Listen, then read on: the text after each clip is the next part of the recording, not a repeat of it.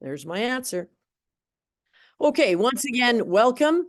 And you are getting the benefit of seeing the exact same slide deck as the gold referees from around the world received earlier in November. I'd like to thank Brian Rowe from Australia for composing all of these slides. Brian Rowe and George Salcedo from Portugal, were instrumental on the technical committee for many, many years. So the background information comes from the two of them. George and I presented this to the world referees in, as I say, earlier in November, and Brian and George presented to the other hemisphere earlier in November. So you are, once again, getting the benefit of top-notch professional development. Just a note on what the World Athletics has in store for the rule book in the future. They are not going to print a hard copy anymore. The rules will be only on the website virtually, but Canada will continue to print a coil-bound version. So you will be able to get a hard copy. So you should be contacting your branch officials chair to make sure that they order you a copy if you would like one. Another new little thing with the rules that are updated almost daily on the website, no longer will there be the parallel bars in the margin to show you what a new rule is or if there's been a change. So basically, you got to read the whole rule book and try to pick out where changes happen. So tonight, we're going to try to provide you with all those changes so that you're aware of them. And I think that's it just for a little bit of an introduction. So we will move forward. The rule changes from May 3rd, 2023. They were basically in 5 groups. There were a significant number of wording changes through the competition rules and technical rules that had to do with the concept of world rankings competitions. So some of the terms have been changed. A further audit was undertaken to complete the conversion of all generic textual references to gender. So now everything is gender neutral. A reference changes to give effect to the new terminology, such as ITO is now a World Athletics referee. As always, there are a fair number of standard editorial changes to correct grammar, punctuation, and mistakes in the rule references from one to another. And there's a small batch of substantive rule changes that will be explained on the following slides. First one that we're going to look at is for umpires' reports under the green text, and this is Rule 20, if competition Rule 20. It is important that umpires report all instances where they believe rules have been infringed, even when the athlete or the team does not finish the race. And that hasn't changed. But there is a little bit of a change in the next bullet. The standard practice overall should be that where an athlete or a relay team does not finish a race, it is generally to be denoted as did not finish rather than DQ, including in hurdle races where a technical rule has been breached, but the athlete obviously stopped racing, even if eventually reaching the finish line. So all of the track referees or photo finish judges, this is something to note for the results. And the logic behind this was to reduce the number of DQs appearing in the results that really should be a did not finish.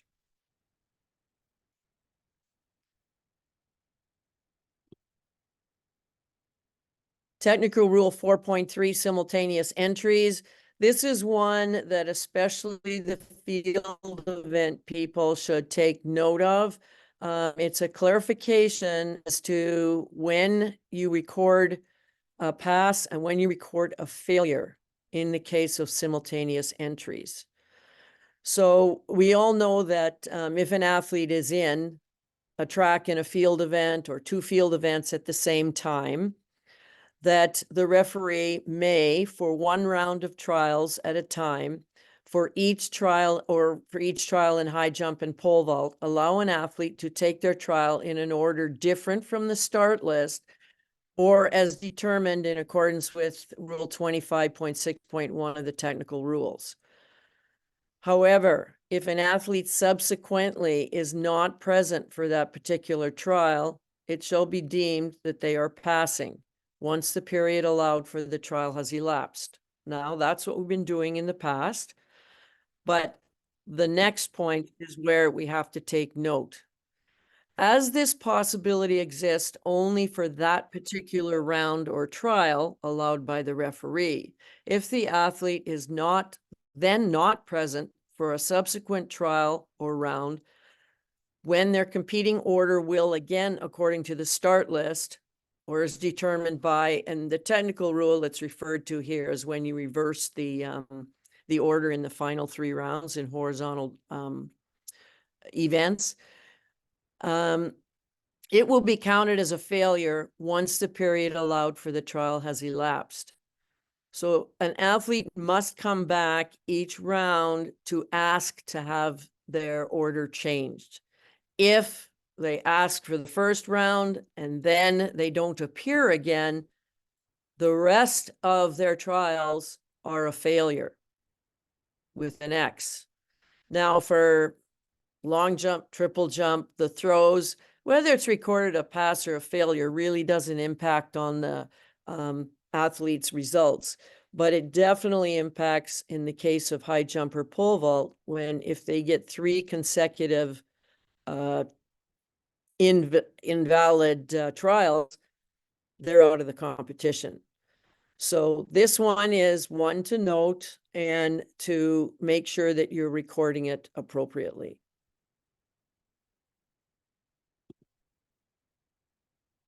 Technical rule 6.4.5. This is again to do with the field events, and it's just a clarification. The rule hasn't changed.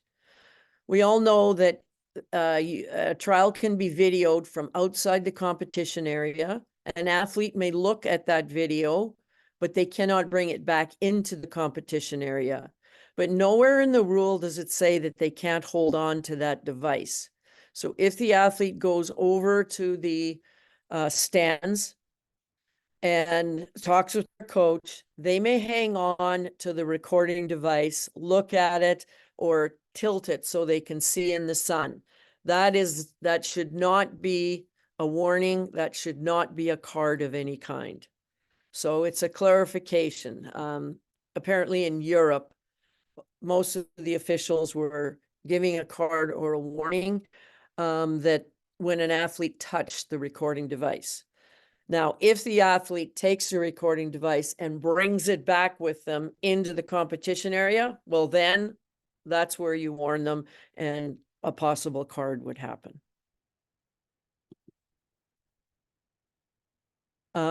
This is huge impact for starters.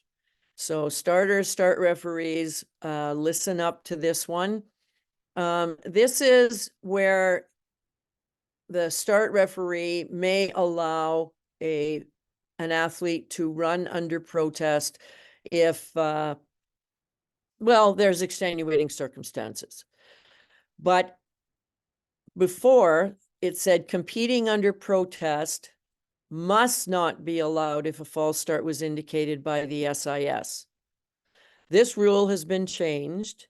The must has now become should not be allowed. In other words, if the start referee wants to consult more technology, more evidence, and doesn't want to hold up the race, they may allow an athlete to compete under protest, even if a certified start information system was determined that it was a false start.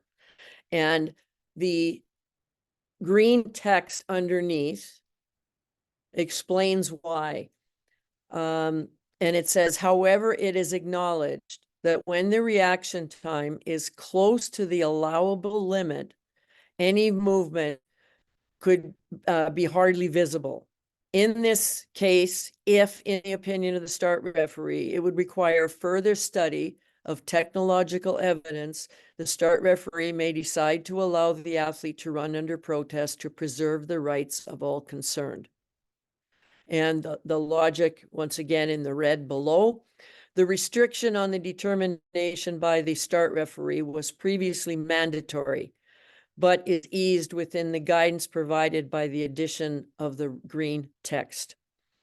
So if some of you are familiar with the World Championships in Eugene, where the US hurdler was disqualified for a false start that was thousandths away from the allowable limit, the start referee with the previous rule could not allow the person to run under protest. Now, with this rule change, that can happen.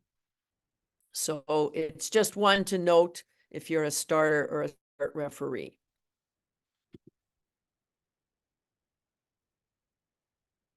The this one, not a huge rule change. It's not really a new, it's not a rule change. It's just a note for the road mile that when you're hand timing, for the road mile, the conversion shall be done to the next longer 0.1 of a second. All right, so that's the road mile.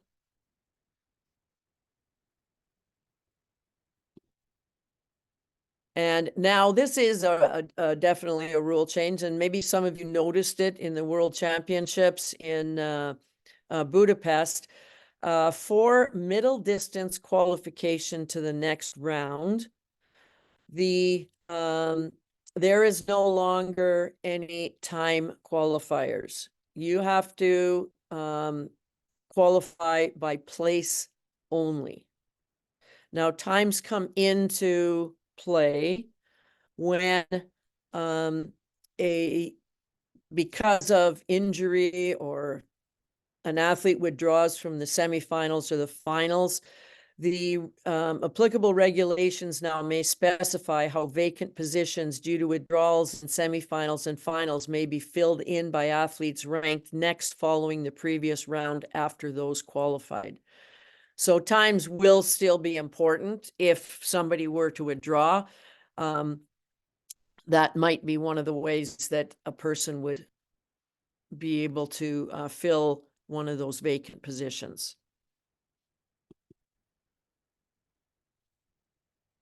The preferred lanes. This is, basically for one of the meet directors, but it's of interest also for us. There are now preferred lanes for straight races, for the 200-meter races, and for the 400, the relays, up to including the 4x4s and the 800-meter races. So for the straight races, the first draw for the 4 highest ranked athletes is lanes 3, 4, 5, and 6. Now that's the same as it was before. It's the second draw for the 5th and 6th ranked athletes that has changed. It is now lane 2 and 7. And the final draw, the 2 lowest ranks still it changes too with the previous one. It's now lane 1 and 8. So the center lanes are the best, then it goes 2 and 7, then it goes 1 and 8.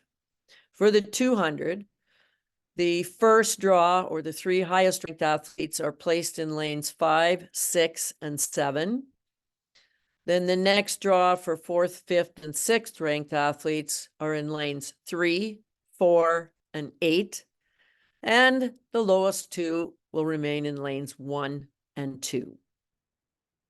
For the 400-meter races and relays up to including the 4x4, Now, the 800 is in yellow because it was omitted in the May rule changes, and it was put in the following ones.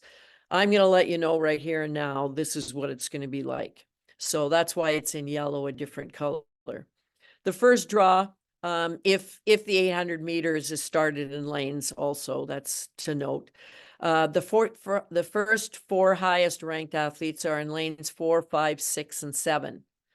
Then the fifth and sixth ranked are going to draw lanes 3 and 8. And the lowest two, again, are in lanes 1 and 2.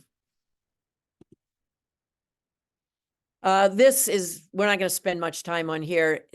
One day meetings will no longer appear in the rule book. They will be called invitation meetings. And this is a byproduct of the world rankings competitions that the World Athletics has introduced in the past year.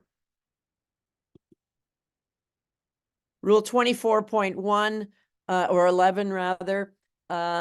This has huge impacts for the call room, starters, assistants, track referees, trying to get the paperwork circulated around the track. For relays now, according to the World Athletics rules, the composition of a team and the order of running should be officially declared at the first call time in the call room. In other words, previously to this, it was 1 hour before the first call time.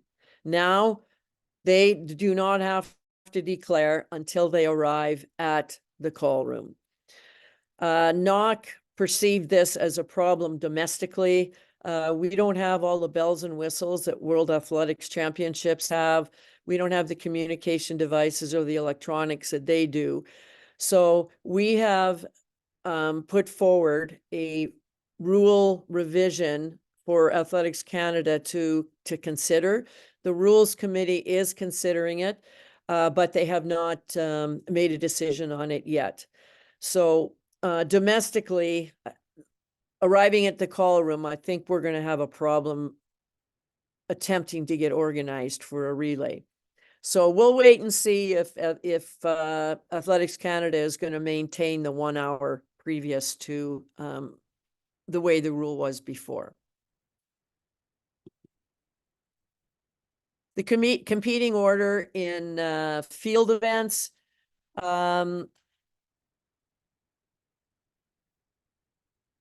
This is just a little bit of a rule revision to take into account that the Diamond League has different competing orders, even though it's a straight final.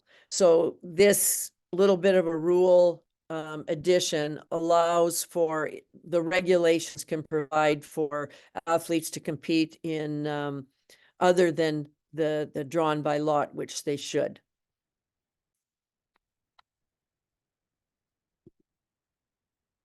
This is not really a rule change, it's just a clarification that if an athlete retires from any one event, that they just retired from that one event. And in the case of combined events, they can continue competing in the combined events.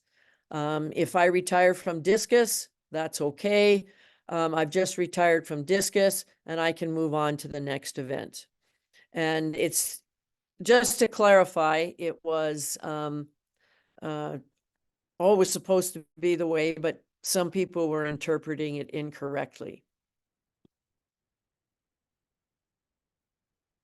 This is just allowing in a field event final, if there's a withdrawal, it allows for the vacant positions to be filled.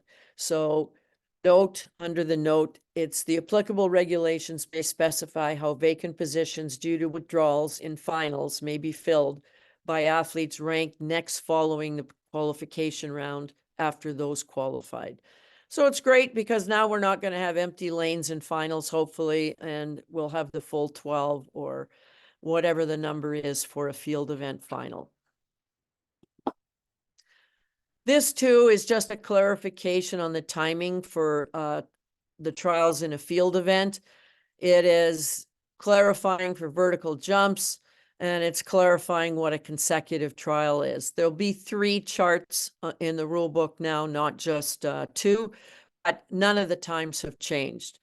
But just for those of you in vertical jumps, remember that the number of athletes remaining in the competition is determined at the time the bar is raised to a new height, not just when an athlete gets 3 consecutive misses.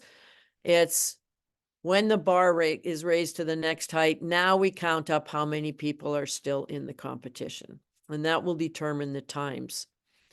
The other note, the time for consecutive trials will be applied for any consecutive trial, regardless of it being in the same round for a replacement trial, at the same height or consecutive heights in vertical jumps, or when the order is changed at the end of the rounds of trials. So, for instance, if at the end of the 3rd round, I have thrown last and I happen to be the 8th place athlete, I'm going to throw first in the 4th round. So that would be a consecutive trial for me. So therefore, I would get more time.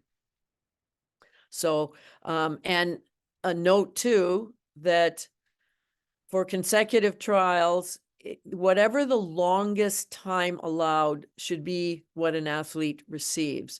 So in the case of high jump or pole vault, if there's only one athlete left, they would get for pole vault, they would get 5 minutes.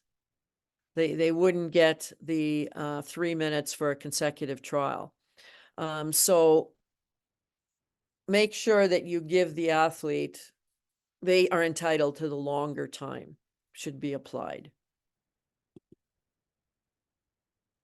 Personal throwing implements. This is to note if you happen to be the weigh-in person.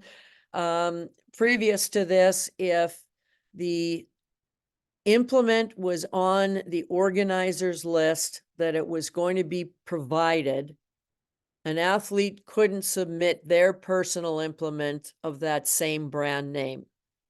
Now they may. So it will allow athletes, it will allow more personal implements into the competition, but still an athlete can only bring 2 implements. And a reminder that, of course, if an athlete submits a personal implement, that everybody in the competition is free to be able to use it.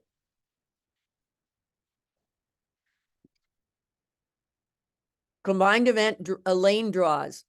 We know that in a combined event, all of the running events are basically a straight final. So they should be placed in lanes by draw, or drawn by lot.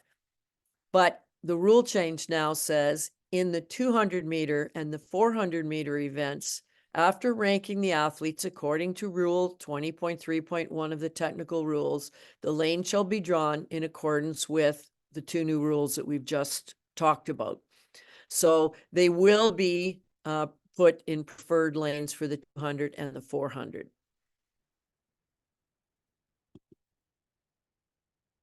Now we've got a new set of rule changes that came into effect in August, and they were tried at the Budapest World Championships.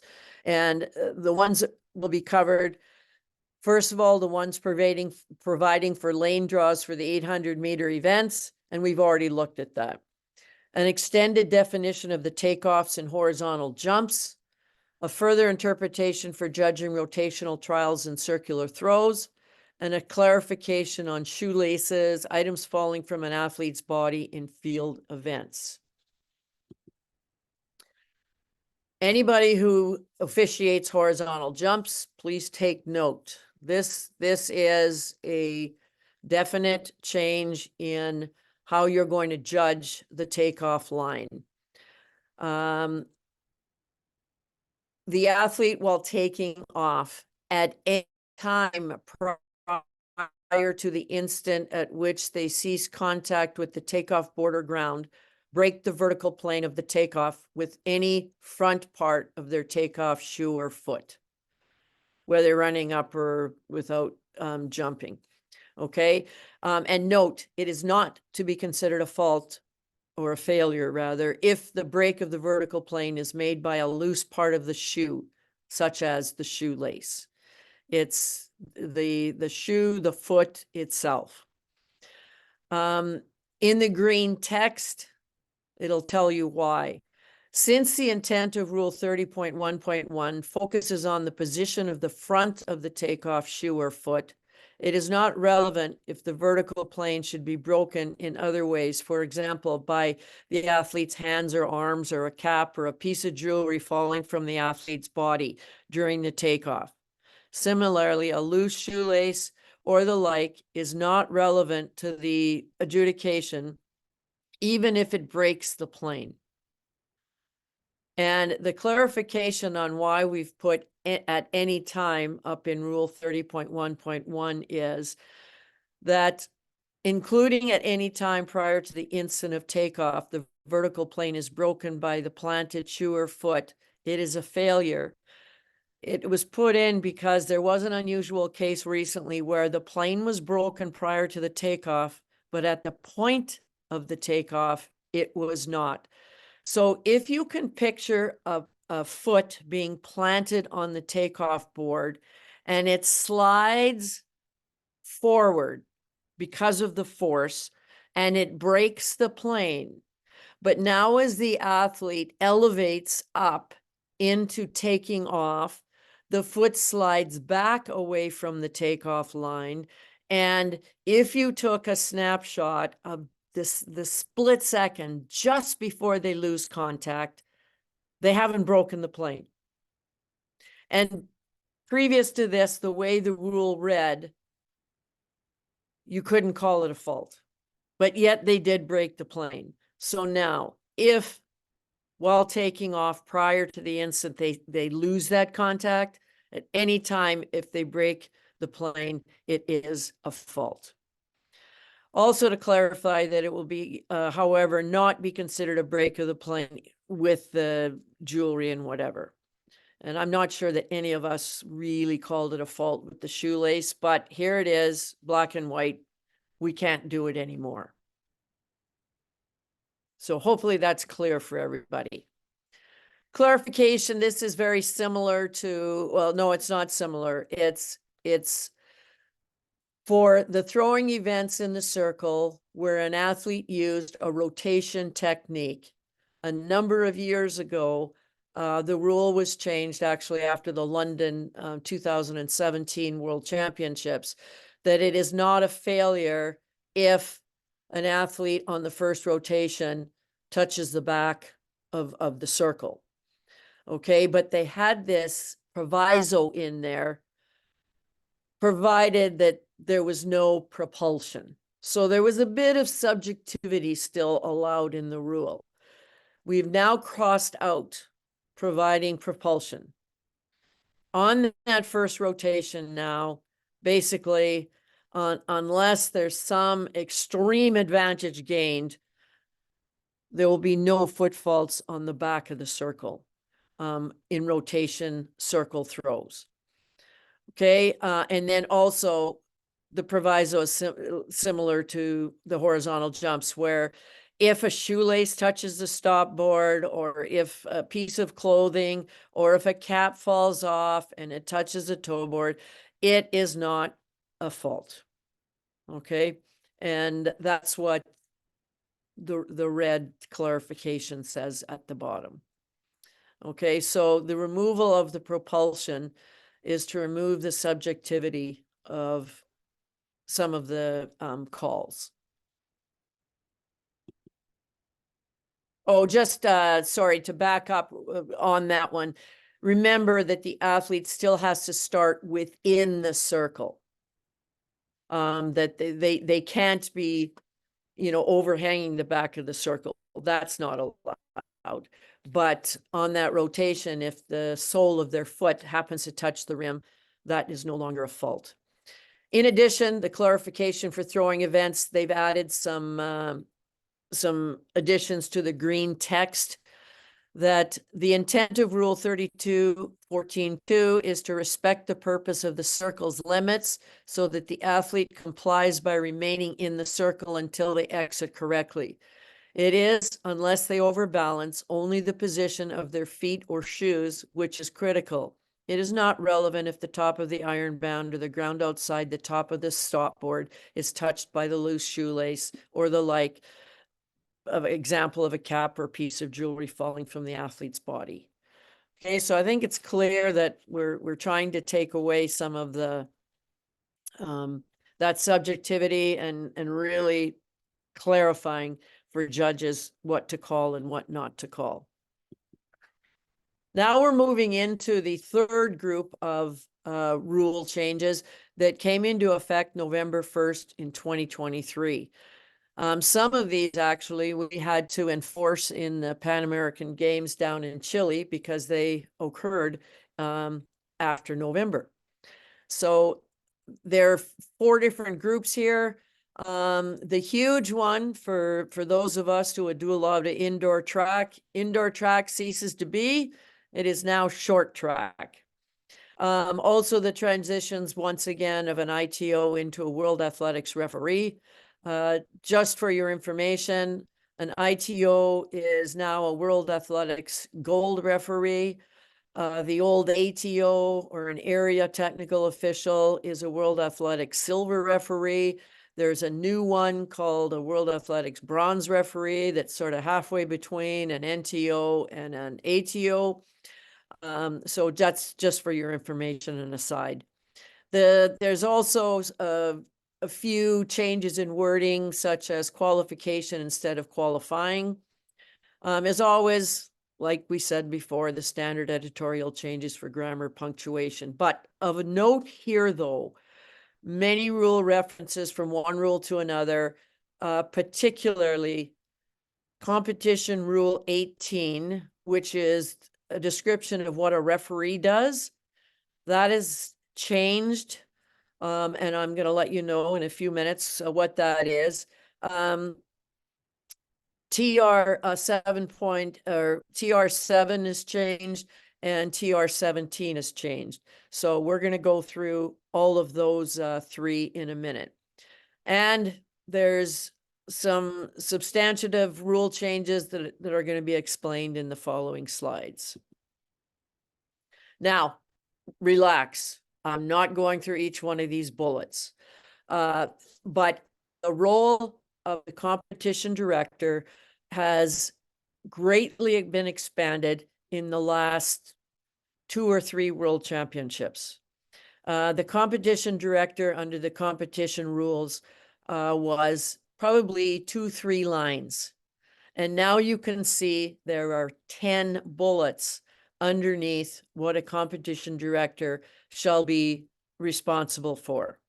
Now, the competition director works in conjunction with the technical and other relevant delegates, but their role is extremely important.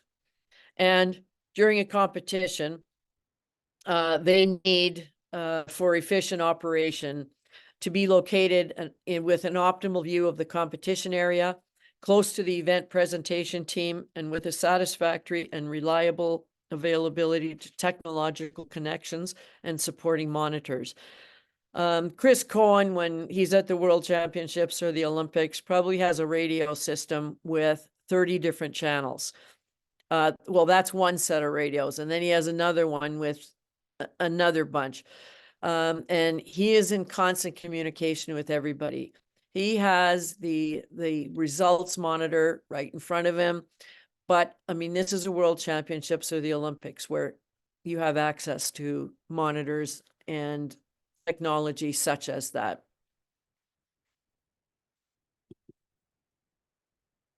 The competition rule 18 that I referred to before, the referee, 18.5, which used to be talking about the offenses of unsporting behavior, improper competing or behaving in an improper manner, or no bona fide effort, were not in the technical rules, which they really should be. So now those consequences are now put in the technical rules, and it'll be rule 7.1, and then it has a number of stanzas in it. So when you're citing behavioral cards and you have to cite a rule, you're no longer going to put CR 18.5. You're going to put TR 7.1. And in the case of a disqualification with a red card, you're going to be 7.3. But we'll move on to Rule 7 later. The 18.5 under the referee now is simply going to read, the applicable referee shall have the authority to warn or exclude from the competition any athlete or relay team in accordance with Rule 7.1 of the technical rules. And that explains what 18.5 used to.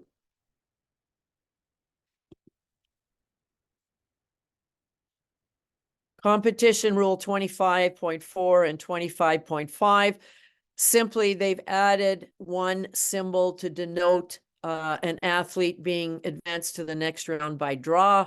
So if you only have an 8-lane track and there is a tie for the 8th place, and it cannot be broken by time, then the two athletes are put in a hat and they're drawn by lot as to who moves on and who doesn't. And that will be now denoted by a little Q, capital D. The next stanza, we're not going to spend a whole lot of time on it. It just allows for the technical information to be virtual. It can be virtual or physical. World Athletics for their World Championships is moving towards a virtual TIC. TIC used to be, half the size of a gymnasium because there were a lot of people in there, and that was a communication center. Now it's virtual, so our physical TIC is more like a closet. So when you have a virtual TIC, though, the green print underneath added, it's very important that with the virtual TIC that you post the hours of operation, because nobody's going to monitor it 24/7. So coaches, teams, they need to know what the hours of operation are. And this is just one of interest, that something that's coming down the pipe for the 24 Paris Olympics is that there's going to be repechage rounds. And I think we've all watched rowing where if you don't make the final by, times, there's repechage rounds, and you can come on through that way.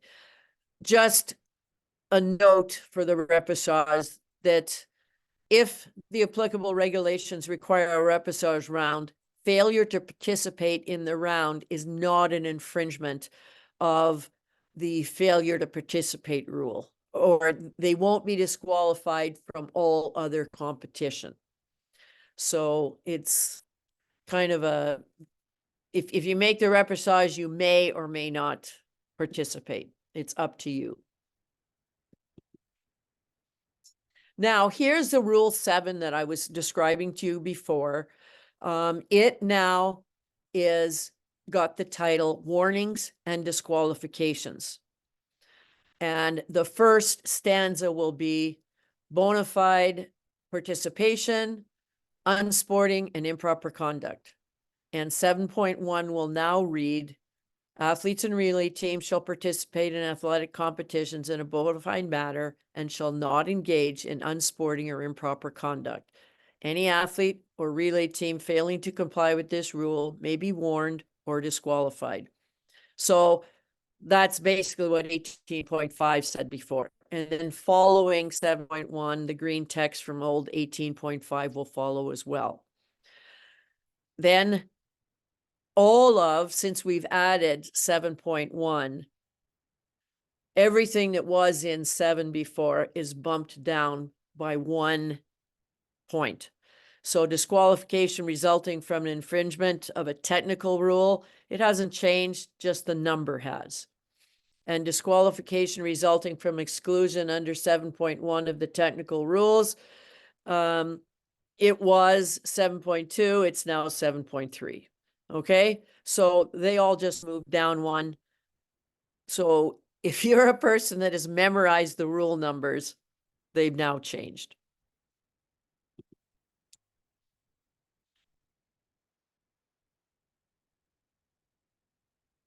Now, this one is important.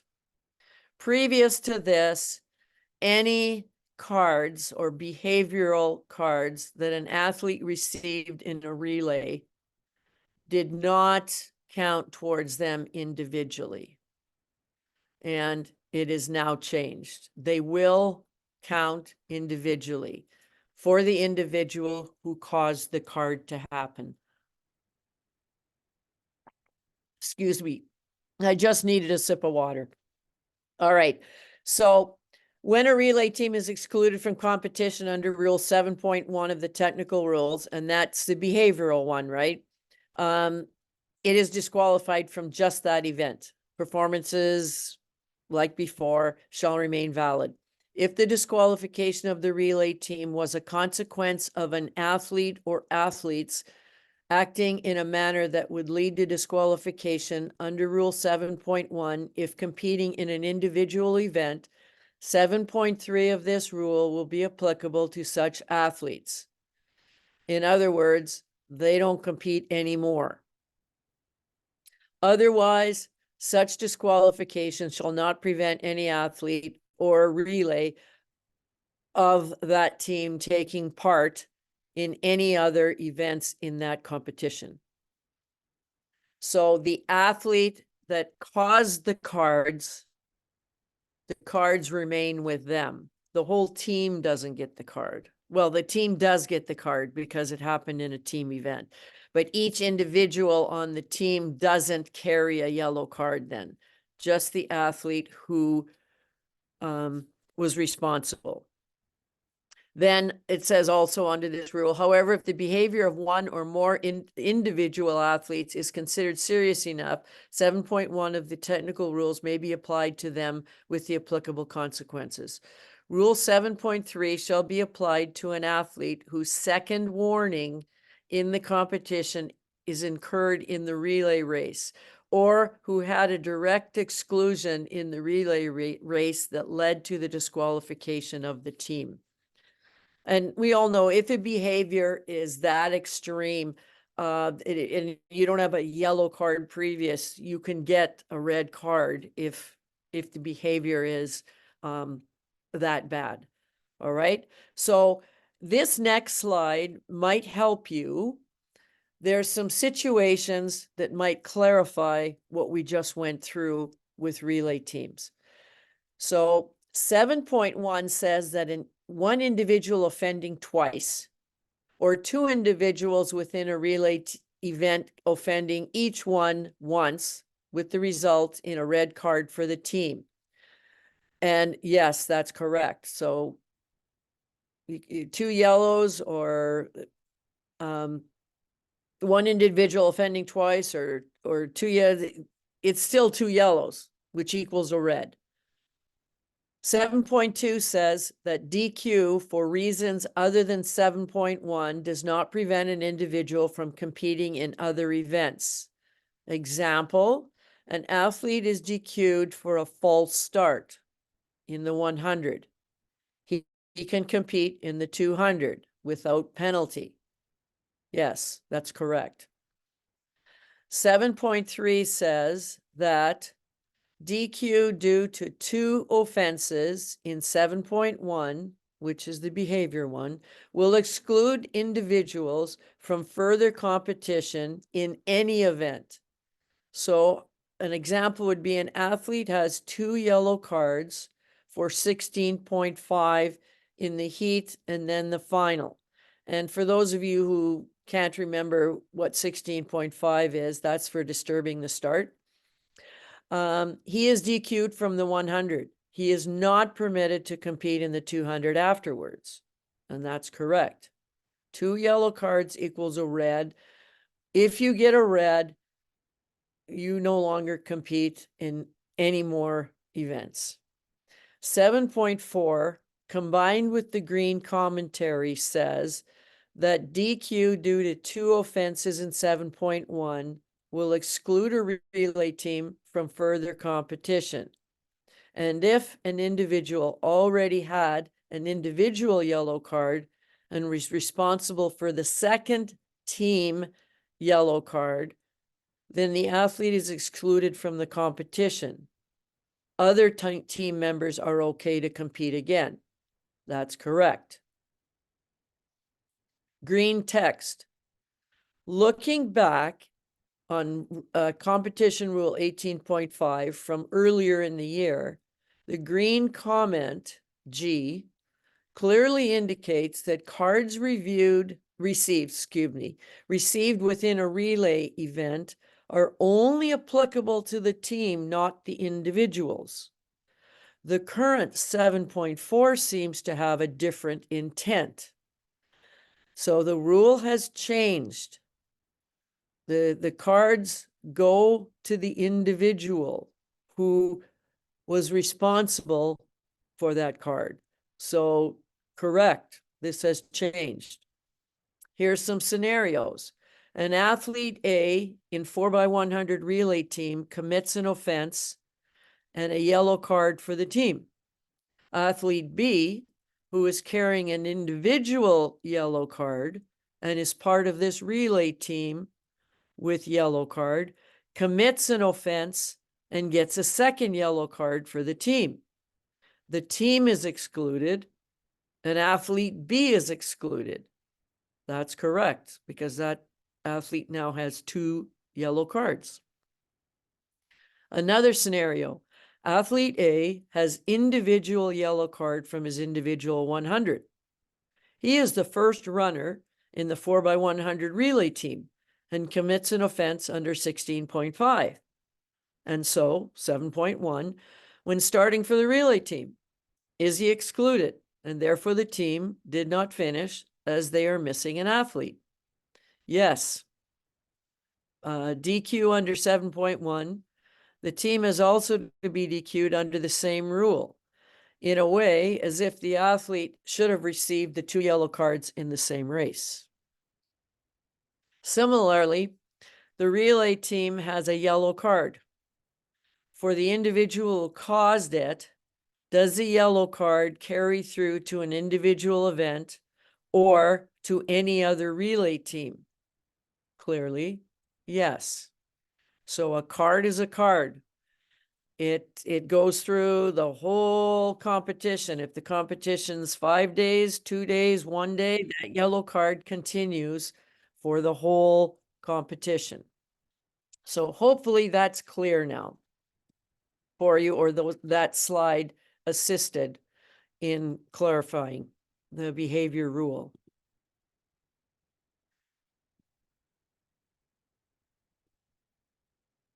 Technical rule 8.3, protests relating to placings in races. This is just a note at the bottom. When there's protests relating to placings in races, who is the person responsible for placing? It's usually the chief photo finish judge. So note, the World Athletics photo finish judge, where appointed, should act on behalf of the running and race walking events referee regarding protests about the placings of athletes. So if there were a protest, has to do with places, the photo finish judge should probably be involved in settling that dispute. Protests relating to the start. We're not going to spend a lot of time on this. Just in the case that an athlete is allowed to compete under protest, we have a new card for you now. It is a red and white diagonally halved card. So if a start referee allows an athlete to compete under protest, that new red and white card is shown to the athlete. And it looks exactly like the DQ for like a false start. It used to be, well, it is, it's red and black. Well, This one's red and white. And we actually in Chile just took one of the false start cards and put white tape over the top of the black part and made a red and white diagonally half card for any race run under protest. So, and then for the next stanza here, it's just a clarification. It is definitely not a rule change. It's just a clarification.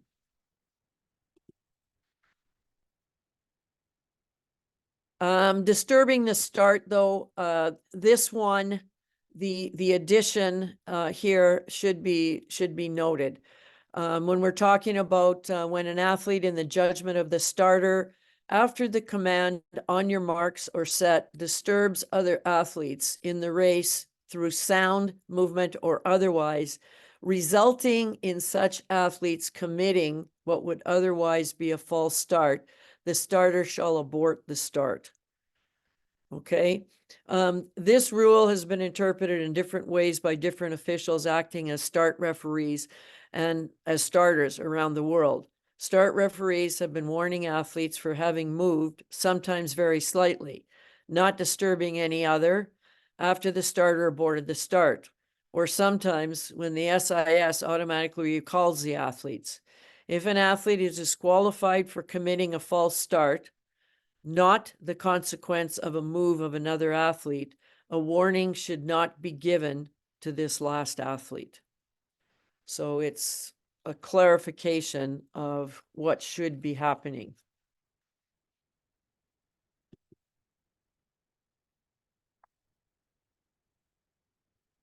The next one is on the race, and it's just a little commentary here that Rule 17 of the technical rules has been significantly restructured so to better enable the denoting by referees, photo finish judges, and in the results exactly which section of the rule has been infringed.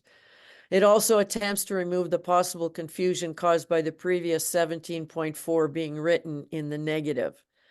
Additionally, the previous references to material advantage are consolidated in the new 17.4 and removed from a previous note. And we're talking about obstruction and lane infringement. Nothing has really changed in relation to the intention of the rules, but hopefully the new presentation will make more sense and be easier to understand.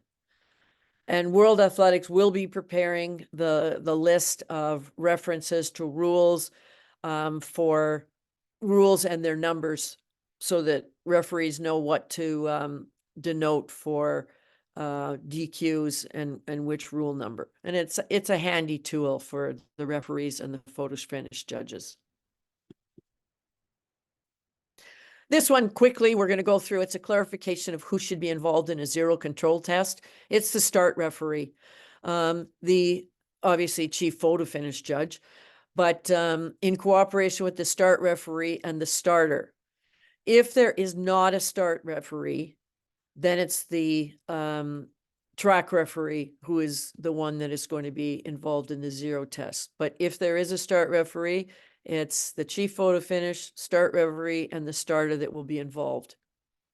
They're the only ones that need to be involved in that. This is just a quick clarification. Once again, in the case of photo finish image, we talked about hand timing a fair number of slides ago. Now, in the case of photo finish image, note events held for the road mile, there's a conversion there, as well as events held according to Rule 11.2 of the technical rules shall be considered to be conducted inside the stadium for timing and recording performances. And Rule 11.2 refers to those temporary facilities. So if you had a race run in a town square or a such places as those, that is considered inside the stadium for the case of photo finish. The green text for composition of heats, they've just added a little stanza here in accordance with applicable regulations. And the word change acknowledges existing practices, for example, in the Diamond League. So it's supposed to be seeded by random and no lanes decided for the first round. All of the Diamond League races are finals, but their regulations, they are definitely seeded and there's definitely preferred lanes. So the text just allows for that. Draw for lanes. Here again, unless the applicable regulations provide otherwise, for the first round and for any additional preliminary qualification round, as per Rule 20.1 of the technical rules, the lane order shall be drawn by lot. This, again, adding the regulations, World Athletics is thinking of seeding by world ranking positions in the future. So adding the applicable regulations allows for that to happen in the future. Passing of the baton, this is a clarification. It is not really a rule change. But it's, so the takeover zone, like we know where all that is, but the addition of the green text might help with that. The application of Rule 17.3.2 of the technical rules may be necessary when an athlete during the takeover steps outside the allocated lane inside the takeover zone without material advantage gain and other athletes are obstructed. So during the exchange, an athlete obstructs another team, and therefore the referee, umpires will have to make a decision on umpires will report it, but the referee will make a decision on that.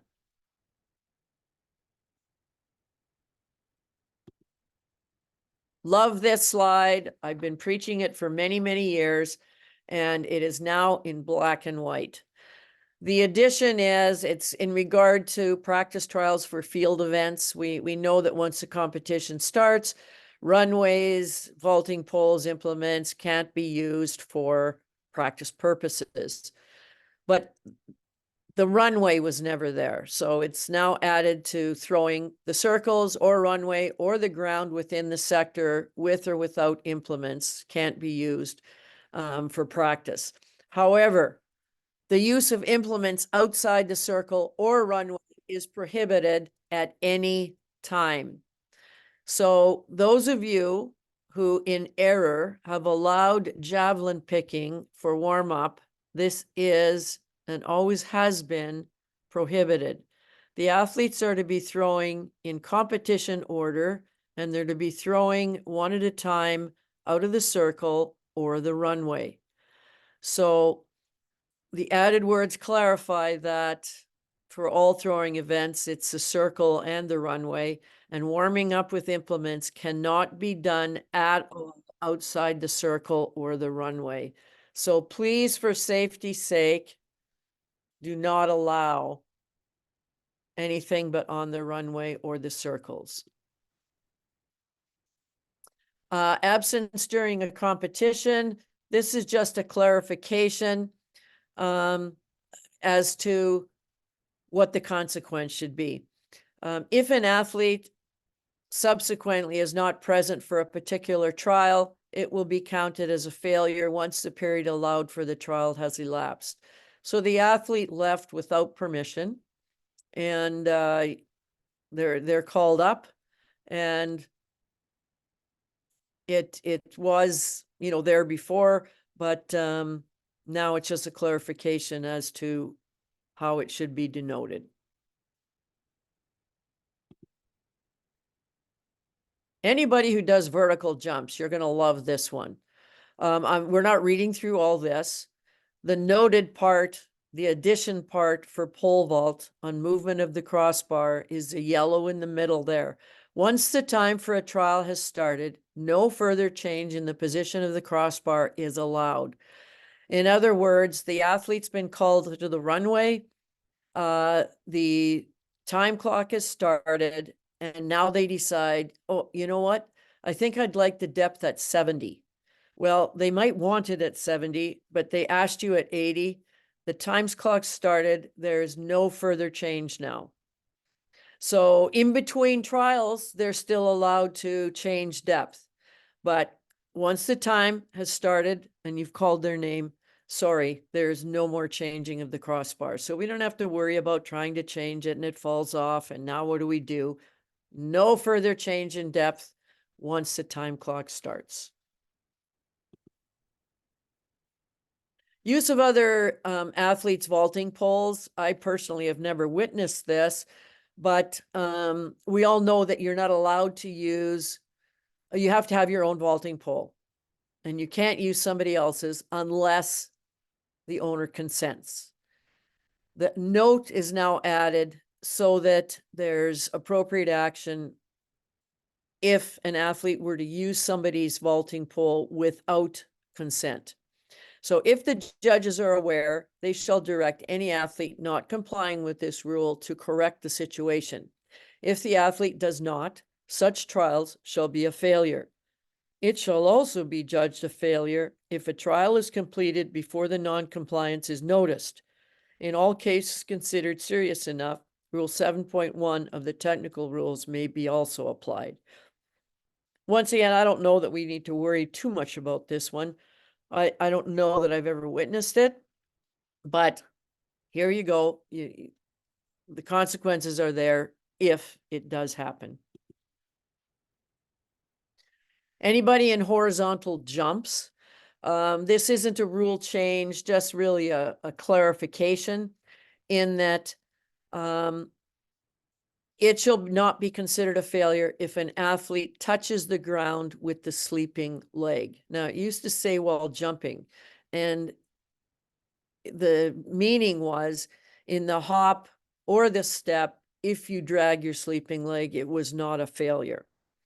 And with taking while jumping out, it apparently people were calling it misrepresenting it, and they during the hop and step phase they figured you couldn't drag because that wasn't the jump. So here it is clarified for you. During the hop and the step, if you drag your sleeping leg, it is not a fault.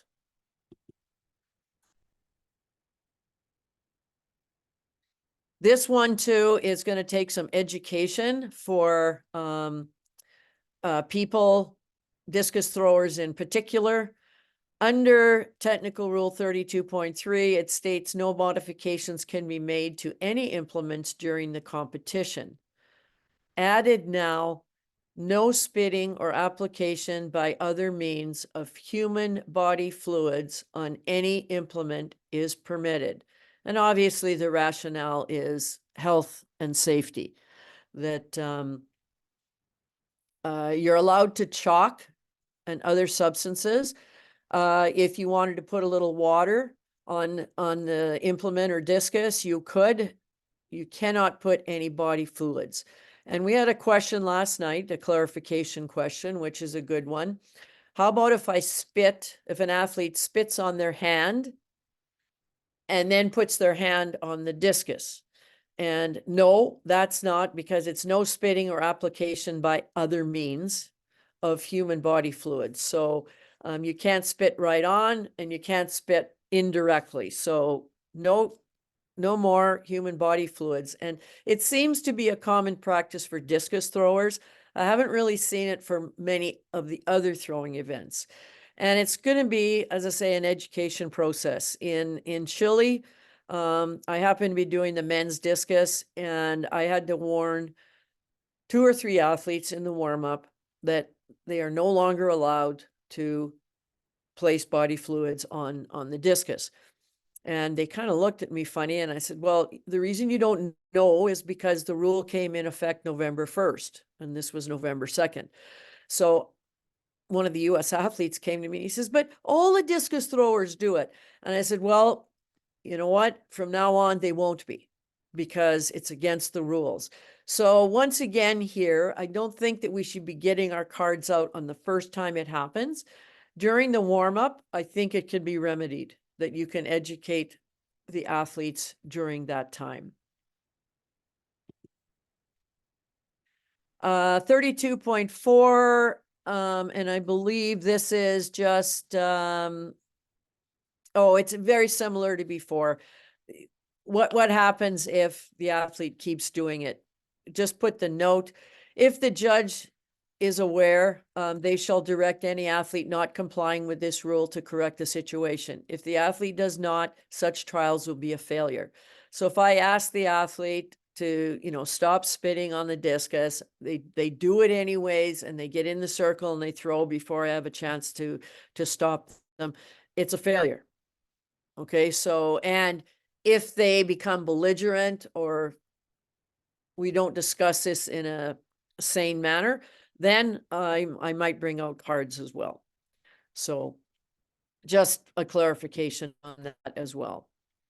Here's our short track rule. We're not going to spend a whole lot of time on this other than the fact that we need to define short track is now anything that has to do with indoor competition. It is now short track. In terms of the track layouts, the standard references will now be a 400-meter standard oval track and a 200-meter standard oval track, in brackets, short track. The indoor world records will be discontinued. There will now only be world records, world U20 records for men and for women. And if there happens to be an event that is performance different from the outdoor equivalent, there'll be a record for that, and short track SH will be beside. But field events, straight running events will be a single world record. So, and now you can break a 50-meter and a 60-meter sprint record or a hurdle record, 50 or 60, outdoors. And you're going to say, yes, but what about the wind? Well, TR 17.10 and 17.12 will be adapted to provide relevant requirements for the wind measurement. And part 5 of the technical rules, which is currently the indoor competition, will be harmonized to provide for transition. In the meantime, the seedings and draws for short track competitions will be amended.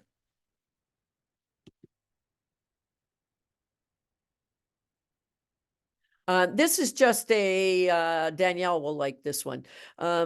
This is just a clarification. It's not a change in the rule, or it's a standardization. It's just clarifying the process.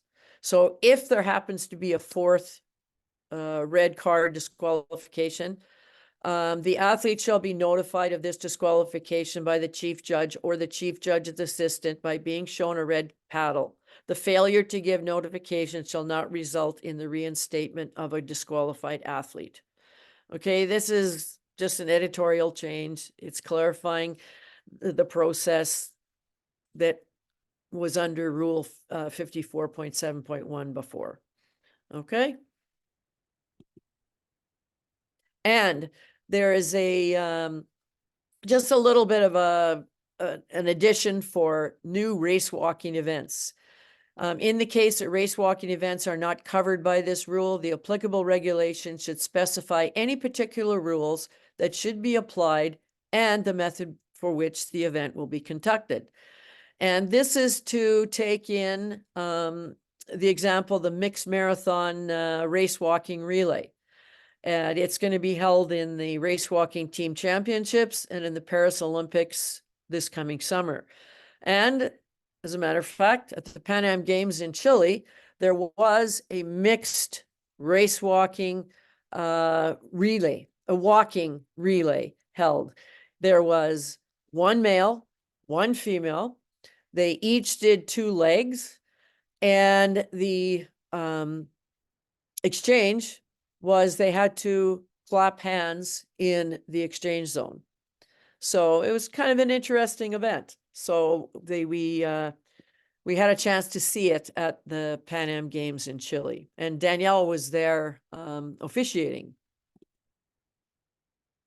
Okay, again, this rule, just to point out, it's an editorial change to clarify and for better English. So we're not going to spend a whole lot of time on it, other than the fact that I will let you know that road, trail, mountain, and cross country is growing in Canada.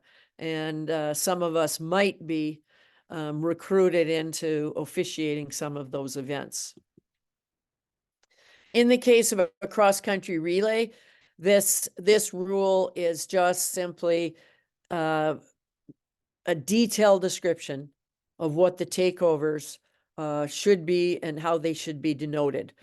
So for all takeovers, athletes are not permitted to begin running outside their takeover zone and shall start within the zone. If an athlete does not follow this rule, their team will be disqualified. I think that's pretty straightforward. And the note, this is how you denote the takeover zones. They would like 1 meter by 1 meter flags mounted at least 2 meters high, should be placed at the beginning and end of the relay takeover zones, and they're even color coded.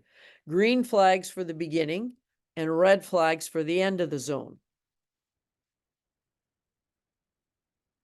And it's basically to avoid disqualification by assisting athletes or officials to understand what is required. And now the last couple slides. Yes, we're almost at the end, folks. Thanks so much for all of your attention so far. It's just a heads up. The shoe regulations will be changing as of November 1st, 2024.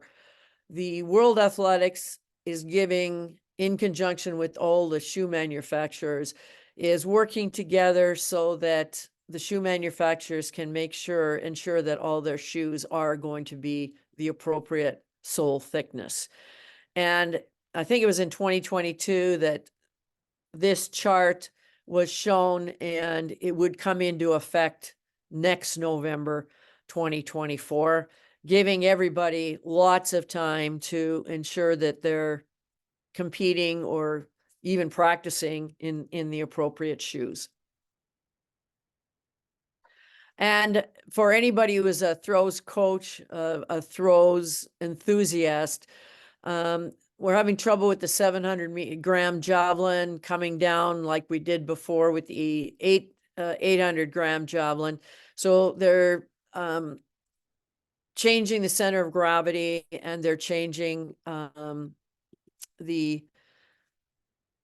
of the lengths, and here's what they're looking at sort of changing to. So it's not in stone yet, but it is coming down the pike that the 700-gram javelin will probably change in 2025. Now, if you would like to get your phone out and maybe take a picture of this slide, it shows you the links for the competition and technical rule changes. You can see every single one that has been changed by the council over the past year. And that's the first link there. And the second link is to Book C competition, which will give you the World Athletics competition and technical rules. So if you want to look at them or download them so that you can refer to them before you get your hard copy, your coil-bound hard copy, this is the link that you're going to go to. And all of the rule changes that are effective up to November 1st, 2023 are reflected online already. Once again, don't be looking for the bars on the side, because the bars aren't there anymore for easy recognition of any small rule changes. And once again, I'd like to thank you very much for joining us this evening. I'd also like to thank you for your attention. And I hope you found this interesting, helpful. And I'm just going to stop sharing my screen. And if now you would like to turn on your video, or Serge, if you want to release their videos, you can put your video on so we can see your bright, shiny faces. And we're ready to entertain any questions if anybody has any questions. Just don't forget to unmute yourself and fire your questions away, if you have any.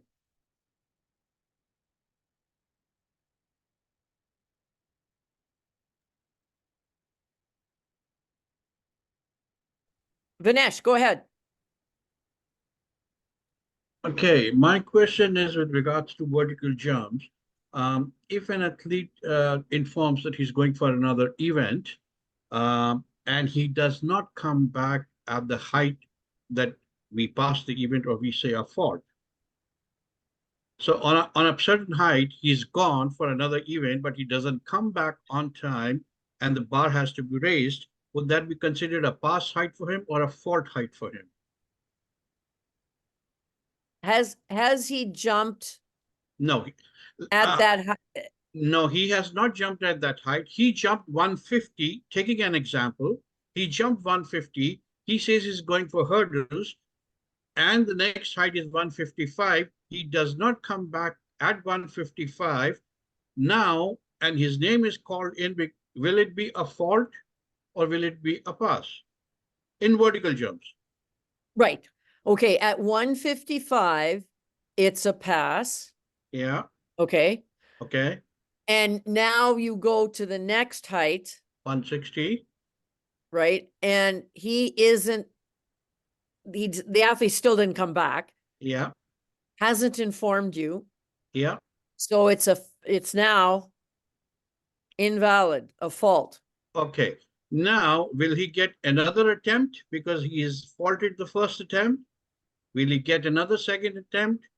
Or will You tell me. No, are we technically? Why would you not allow him? No, you didn't understand. My question is that if at 160, the first attempt is taken in as a fault. Correct. And the rest of the athletes have jumped over. And now the next height is 165. And the athlete who was missing has already faulted because of time fault. He was not there.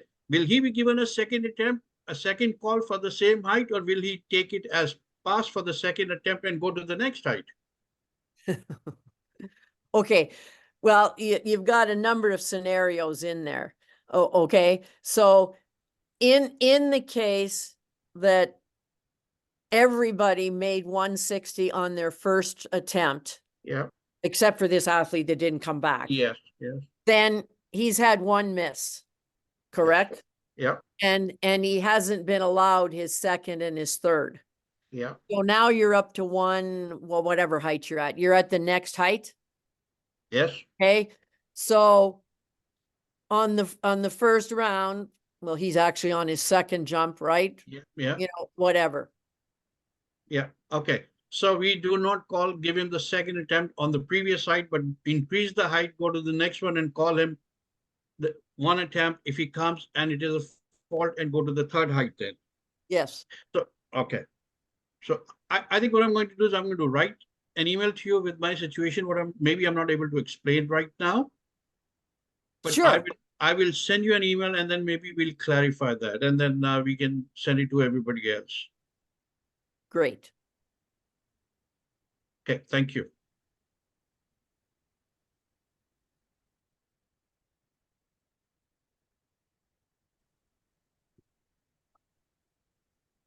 Any other questions?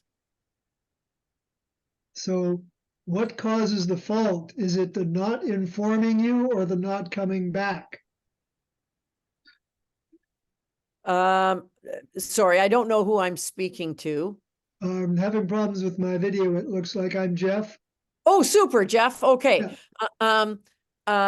Well, now I don't remember what number it is, but the on the simultaneous events, there was a clarification as to a pass or a fault.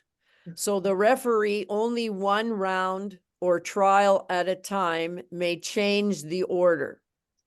Okay? So when the athlete goes away, or the athlete asks to have change because they're going to, I don't know what other event they're going to. So for that one trial or round, the athlete's order is changed. And if they don't happen to come back, it's a pass.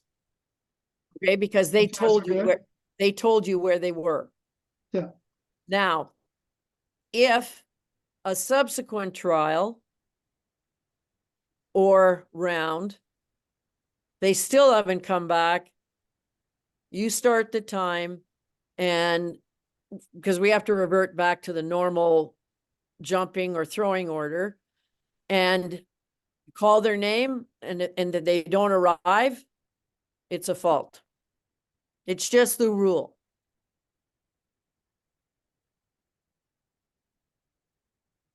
Valerie has her hand up.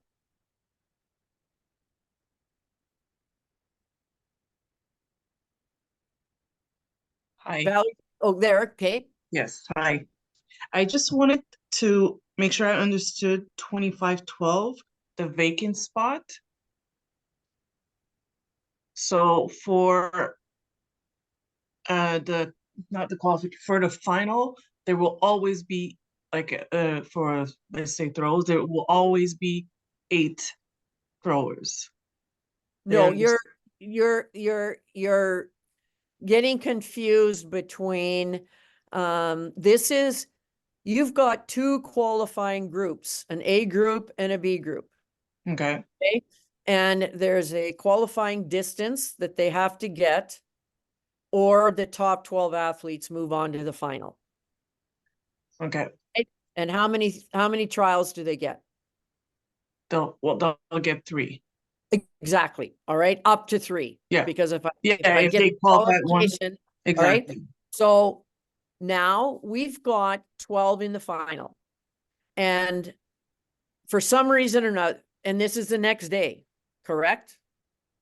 So 12 went to the final, and somebody got injured, sick, something, I don't know what. The vacant spot is filled by the technical delegates and the meet managers. It's not filled by the chief or the referee. Okay, Okay? got it. It's just allowing for, actually World Athletics, especially, not so much in field events, because it's not as glaring in a field event, because you still have a lot of bodies running around. In a track race, especially a laned straight race, you know, in a 100-meter men's final, if there's a vacant lane, and it doesn't look good. Okay. So they've allowed vacant positions to be filled if there's enough time. Obviously, if there isn't enough time, they can't fill them. Okay. Thank you. Mark Gilchrist has a question For or me, comment. okay, for me with pole vault, Okay. we just went through that scenario of going away to a secondary. They're doing 100 meters due to the positions of the pole vault area versus the 100-meter area. It could be a considerable distance from the start to get all the way back. And I've found a number of cases where the track event officials refuse to release the athlete to come back to report to the field event to update us on what's going on so we can get them back. Has that been clarified, the responsibility of that secondary event, let's say the 100 meters, that they're aware that they have to report back to release them, to allow them to stay within the guidelines that we're now using. So I'm finding that there's been an issue over the last few years of them not being released back to us in a timely manner. No, you're very correct, Mark, because whenever an athlete wants to leave any one of my field events, I always say, you know, let's get a trial in, or because if you don't come back, we might be finish the competition, you know, or whatever. So I try to hold on to them as long as possible. And now, especially in the vertical jumps, I think it's up to us as the chief judge or referee to explain to them, I fully understand you're leaving, but I can only change the order one round at a time. So the first one will be a pass, and after that, if you don't come back, it's failures, which in vertical jumps has an impact. As I say, in the horizontal jumps or the throws, it does not have an impact. Well, it does. They don't get their throw, but at least they're not out of the competition because they've got 3 misses in a row.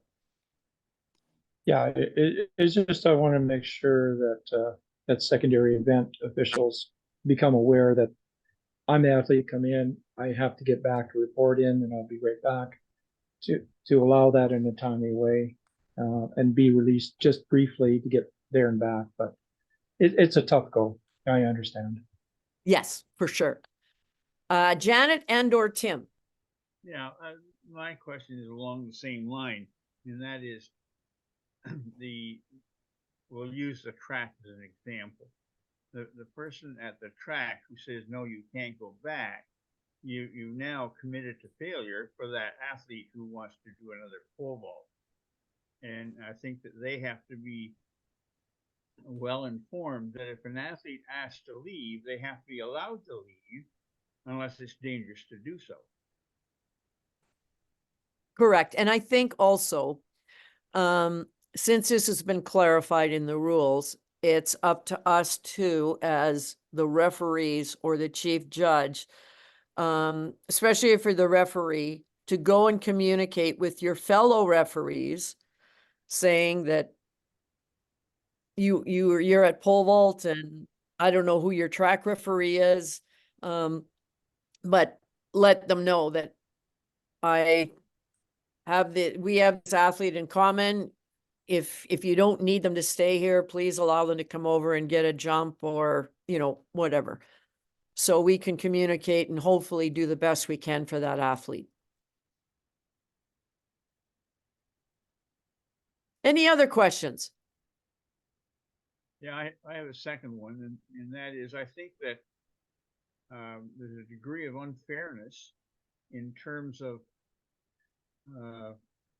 vertical jumps people are going to get shot if they don't get back, whereas all the horizontal people are simply going to get a failure, and there's no consequence to that failure other than there's no mark. So I think perhaps whoever made the rule might give it a second sober thought. That's all I have to say. No problem.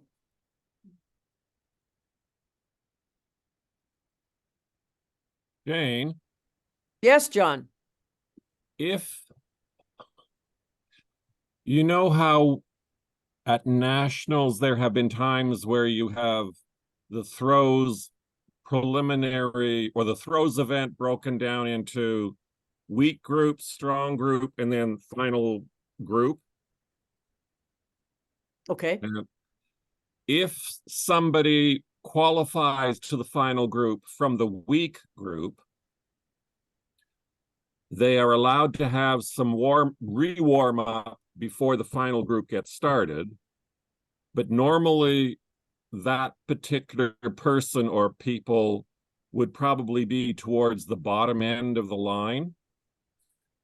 The rule change about the consecutive throws or performances, does that mean that if a person comes into the final from the weak group, has their warm-up throws, they are allowed to have a little bit more of an extension to their quote-unquote cool off time before they would have to throw if they were the first person in the final 3 rounds?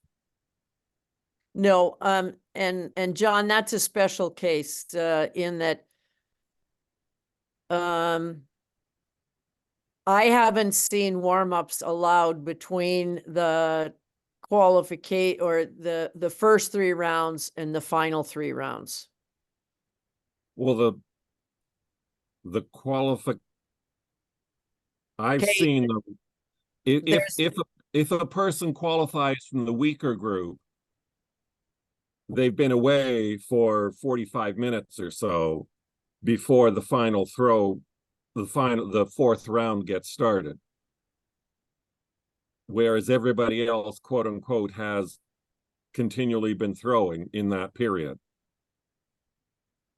Right, So there has been a couple of warm-up throws given to anybody qualifying to get them back warmed up to a, quote unquote level the playing field with the people who are coming in from the stronger group. right. That's an exceptional case, and it's not really in the rules. No, it would not be consecutive. It would only be consecutive if I throw last in the 3rd round and I happen to have to throw first in the 4th round Okay. with no break in the middle. Okay, no, I just wanted to make sure I got that clear. Thank you. No, no problem, no problem. Well, if you think of other questions or clarifications, you can contact either Serge or myself, and we will try to get the answers to you. But again, I'd like to thank you very much for showing an interest in the new rules and attending this evening. I hope you found it useful, and I wish you and your families all a very Merry Christmas and a Happy New Year. Same to you.